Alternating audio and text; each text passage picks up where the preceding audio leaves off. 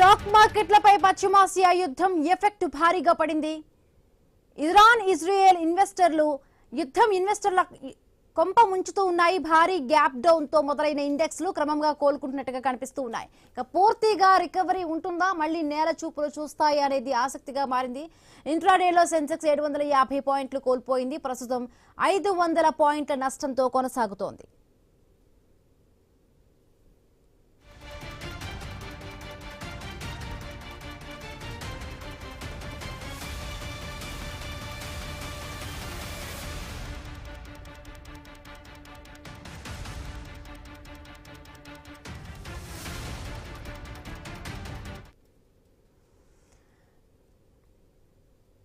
Stock మార్కెట్లపై పశ్చిమాసియా యుద్ధం భారీగా ఎఫెక్ట్ పడింది. ఇరాన్ ఇజ్రాయెల్ యుద్ధం ఇన్వెస్టర్ల కొంప ముంచుతూ ఉన్నాయి. భారీ గ్యాప్ డౌన్ తో మొదలైన ఇండెక్స్లు క్రమంగా కోలుకుంటున్నట్టుగా కనిపిస్తూ ఉన్నాయి. పూర్తిగా రికవరీ ఉంటుందా, మళ్ళీ నేల చూపులు చూస్తాయి అనేది ఆసక్తికరంగా మారింది.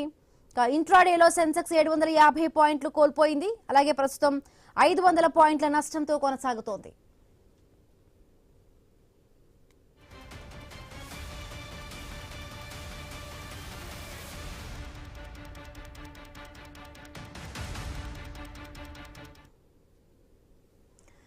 స్టాక్ మార్కెట్లపై పశ్చిమాసియా యుద్ధం ఎఫెక్ట్ భారీగా పడింది. ఇరాన్ ఇజ్రాయెల్ యుద్ధం ఇన్వెస్టర్ల కొంప ముంచుతూ ఉన్నాయి. భారీ గ్యాప్ డౌన్ తో మొదలైన ఇండెక్స్లు క్రమంగా కోలుకుంటున్నట్టుగా కనిపిస్తూ ఉన్నాయి. పూర్తిగా రికవరీ ఉంటుందా, మళ్ళీ నేల చూపులు చూస్తాయా అనేది ఆసక్తికరంగా మారింది. ఇంట్రాడేలో సెన్సెక్స్ 750 పాయింట్లు కోల్పోయింది. ప్రస్తుతం 500 పాయింట్ల నష్టంతో కొనసాగుతోంది.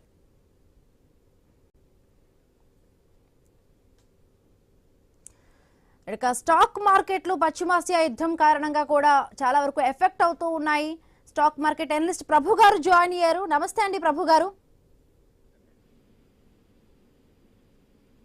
ప్రభు గారు వెరీ గుడ్ మార్నింగ్.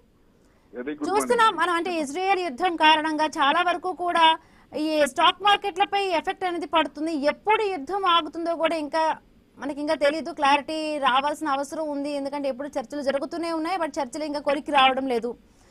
ఇప్పటికే ఇంట్రాడేలో సెన్సెక్స్ అంటే 750 పాయింట్లు కోల్పోయింది. ప్రస్తుతం 500 పాయింట్స్ నష్టంతో కొనసాగుతోంది.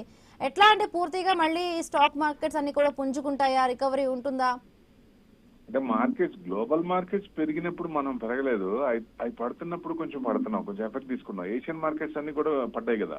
మెయిన్ రీజన్ ఏంటంటే మన ఈ క్రూడే కొంచెం డౌన్ అయింది. 92, 93 నుంచి మళ్ళీ 97 అయింది.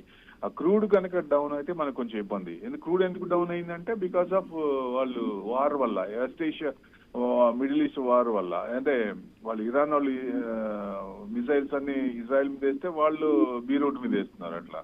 సో అట్లా మళ్ళీ ఫ్లేర్ అప్ అయింది. యుద్ధం అనేది కొంచెం ఫ్లేర్ అప్ అయింది కాబట్టి ఆ జియో పొలిటికల్ కన్సర్న్స్ కొంచెం ఇదైంది.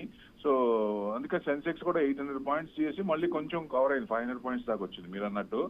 అంటే డౌన్ సపోర్ట్ లెవెల్స్ తీసుకుంటున్నాయి. 23,100 దగ్గర సపోర్ట్ తీసుకోవచ్చు ఏదన్నా ఉంటే. ఇంకేదన్నా నెగిటివ్ న్యూస్ ఏదన్నా ఇక కొత్తది ఏదన్నా అట్లాంటిది వస్తే డౌన్ సైడ్ తీసుకుంటే నెక్స్ట్ సపోర్ట్ లెవెల్ అంటే 22,800 to 900. అక్కడ అంతకంటే పడకపోవచ్చు అనేది ఎక్స్పెక్ట్ చేస్తుంది మార్కెట్. బట్ ఇవాళ మటుకు 23,100 తీసుకోవచ్చు, అంతకుమించి కట్ కాకపోవచ్చు.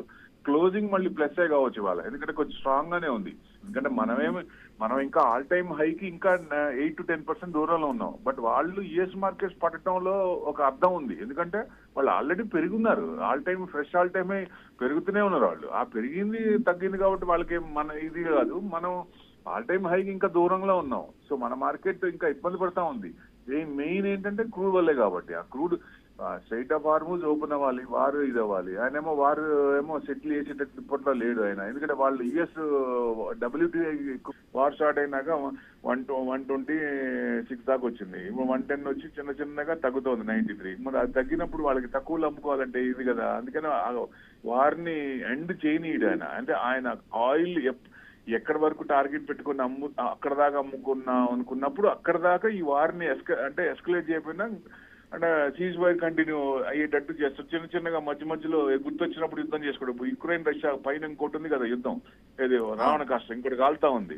అది ఏంటి గుర్తొచ్చినప్పుడు మిసైల్స్ వేసుకుంటున్నారు. అది వారు ఉందని గుర్తొచ్చినప్పుడు వేసుకుంటారు. అట్లా ఉంది. అది 4 ఏళ్ల నుంచి నడుస్తోంది. సో అట్లా ఇవన్నీ కూడా సెటిల్ అవ్వాలంటే 100% వాళ్ళు ఆయిల్ అమ్ముకొని అయిపోయిన తర్వాత కానీ సెటిల్ చేయరా?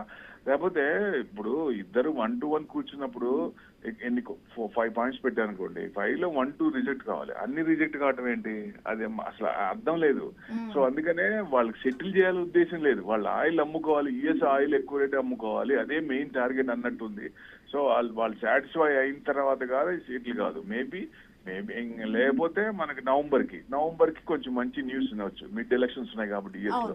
అప్పుడేమన్నా పార్టీ ఆలోచించి కెనడాలో జస్టిన్ ట్రూడోని మార్చినట్టు ఇక్కడ కూడా ఏదైనా మారిస్తే బ్రహ్మాండం. ఎందుకంటే 197 కంట్రీస్ లో 2 కంట్రీసే 195 దేశాలు ఇబ్బంది పడుతుంది. ఇది గమనించాలి అందరూ. ఎందుకంటే 195 దేశాలు ఇద్దరు వాళ్ళు ఇబ్బంది పడాలా? ఎంతకాలం? ఎంత నరకం అనిపిస్తున్నారు. ఏషియన్ కంట్రీస్ ఎక్కువ క్రూడ్ మీద ఆధారపడ్డాం. మరి ఆ కంట్రీస్ అన్ని ఇబ్బంది పడుతున్నాయి కదా. ఎన్నాళ్ళు? 3 నెలలు అవుతోంది. ఇక ఎన్నాళ్ళు భరించాలి? సో ఇది జనరల్ గా డిగ్రేడ్ అవుతుంది. అందుకే డాలర్ డిగ్రేడ్ అవుతుంది. బ్రిక్స్ కరెన్సీ తొందరలోనే ముందు రావచ్చు. కానీ బ్రిక్స్ కంట్రీస్ లో చూడండి, BRICS అన్నిట్లో అన్ని కంట్రీస్ పెరుగుతున్నాయి. కానీ మనమే ఇంకా మనమే డౌన్ లో ఉన్నాం. ఎందుకని? మనల్ని ప్రెషర్ చేస్తున్నారు ఎక్కువ. మనం న్యూట్రల్ గా ఉన్నాం, యుద్ధాలు చెయ్యము. ఏ కంట్రీతో ఇప్పుడు దాకా మనం ఇనిషియేట్ చేసుకుని యుద్ధం చేసిన ఒక్క ఇనిషియేట్ కూడా లేదు. పాకిస్తాన్ మనతో చేసినప్పుడు చేశాం కానీ మనం వేరే వాళ్ళ మీద యుద్ధం చేసిన ఒక్కసారి కూడా లేదు. మనం యుద్ధం చెయ్యం కూడా. ఇప్పుడు దాకా చేయలేదు, ఫ్యూచర్ లో కూడా చేయం. కానీ మన మీదే ప్రెషర్ పెడుతున్నారు. అది ఎంతవరకు కరెక్ట్? క్రూడ్ మీద ఆధారపడ్డామని, వెనిజులా ఆయిల్ ఎక్కువ పెట్టి కొనుక్కోవాలని, ఇక్కడ క్రూడ్ యుఎస్ ఆయిల్ తీసుకోమని ఎంత రకంగా ఇబ్బంది పెడతాడు ఆయన. సో ఇవన్నీ ఉన్నాయి కాబట్టి ఇవన్నీ సెటిల్ అయితే అతి తొందరలో ఎంత త్వరగా సెటిల్ అయితే ఎక్కడో చోట ఎండ్ కార్డ్ పడుద్ది. ఆ పడినప్పుడు మార్కెట్ కూడా 500 to 1000 పాయింట్స్ పెరిగే ఛాన్స్ కూడా ఉన్నాయండి. అదే అందరూ చూస్తున్నారు, ఈగర్ గా వెయిటింగ్ ఇన్వెస్టర్స్ అందరూ. రైట్. థ్యాంక్ యూ అండి ప్రభు గారు. థ్యాంక్ యూ అండి.